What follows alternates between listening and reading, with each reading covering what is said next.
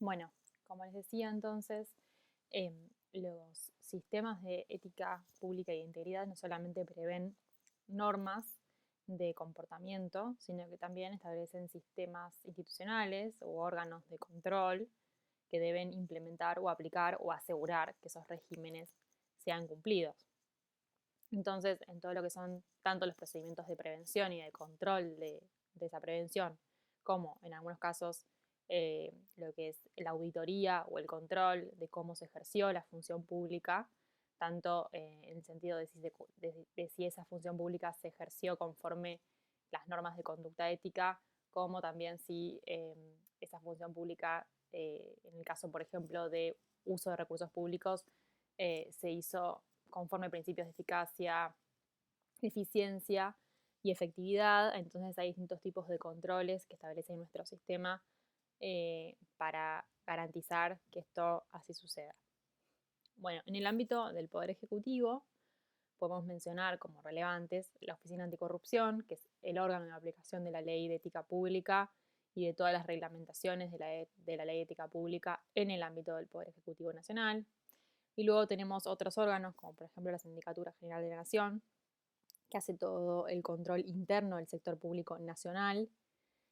Bueno, como un órgano reciente es la Agencia de Acceso a la Información Pública, que la clase que viene vamos a ver la Ley de Acceso a la Información Pública y es la agencia que implementa esta ley. La Procuración del Tesoro de la Nación, que ustedes bien conocen, que interviene, por ejemplo, en todo lo que son los procedimientos disciplinarios y a partir más recientemente de lo que se dispuso en los decretos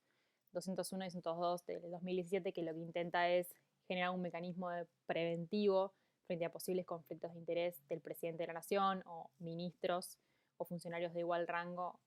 ante situaciones, como decía, de conflictos de interés, por ejemplo,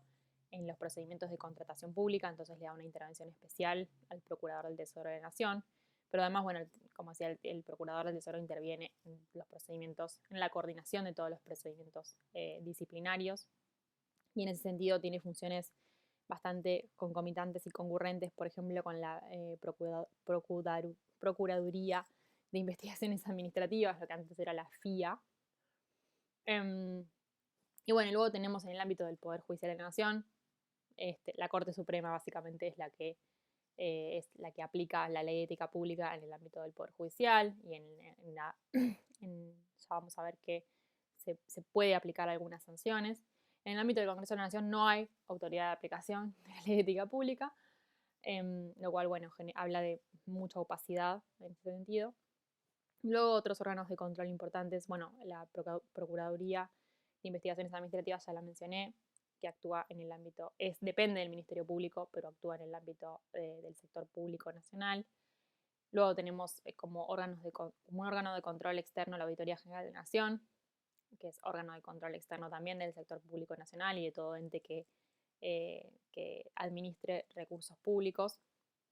que opera en el ámbito o depende del Congreso de la Nación y que fue creada por ley previo a la reforma del 94, pero luego la reforma constitucional del 94 eh, contempló o estableció en la Constitución. El Defensor del Pueblo, que desde el 2009 no tenemos, que también es un órgano de control, porque de alguna manera debe controlar, defender los derechos humanos frente a las acciones o omisiones del poder público, de la administración. Entonces también es un órgano de control. Bueno, esto como una mención así general. Luego, tengamos en cuenta que por mandato convencional, los órganos de control en materia de prevención de ética pública y de integridad deben ser independientes. Y además, bueno, esta función de los órganos de control es generar sistemas de gestión de riesgos donde se detecten estos riesgos y controlen de forma permanente regímenes que tengan una función preventiva, también surge de las recomendaciones de la OCDE. Y luego yo acá quise en realidad destacar las distintas funciones de la Oficina Anticorrupción, pero bueno, no quedó muy claro. Que básicamente tiene como dos funciones. En realidad hay dos funciones dentro de lo que son los órganos de integridad y ética pública, que son las funciones de prevención y de coerción, en base a esta doble faceta de la que veníamos hablando siempre. Pero bueno, esto también se ve plasmado en la OA, que es la Oficina Anticorrupción, que aplica la ley de ética pública en el ámbito del Poder Ejecutivo, que tiene estos dos roles, ¿no? Prevención y coerción. Por un lado prevención y por otro lado coerción. En cuanto a lo que es prevención, bueno, porque básicamente monitorea todo el cumplimiento de los regímenes preventivos, que son los que vamos a ver la clase que viene.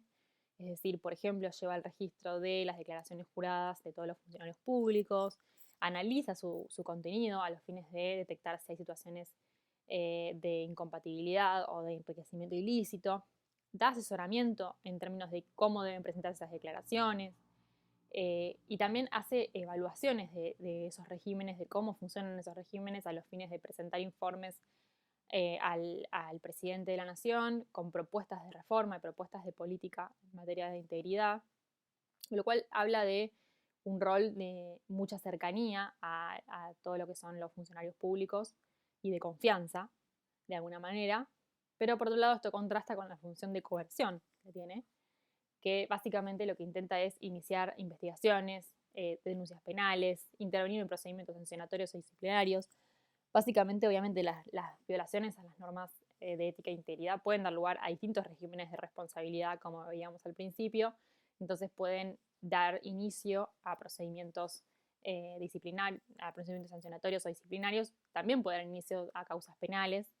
Y en ese sentido, la OA tiene una función de instar, ¿no? De investigar y de eventualmente recibir denuncias particulares o bien de oficio iniciar estas denuncias e impulsarlas. De hecho, puede constituirse en querellante en estos casos. Y de alguna manera esto es criticado porque se dice como que la OA tiene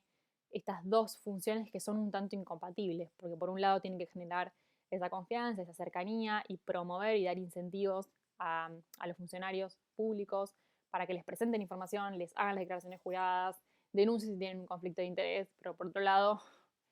van a generar denuncias penales quizás o van a iniciar investigaciones a partir de esa información, lo cual es un desincentivo para los funcionarios para quizás presentar esta información, y por eso se recomienda, una de las recomendaciones de la OCDE cuando hizo el informe para la Argentina fue la separación de estas dos funciones, además de la independencia de la OA, que ahora es otro de los temas que vamos a ver.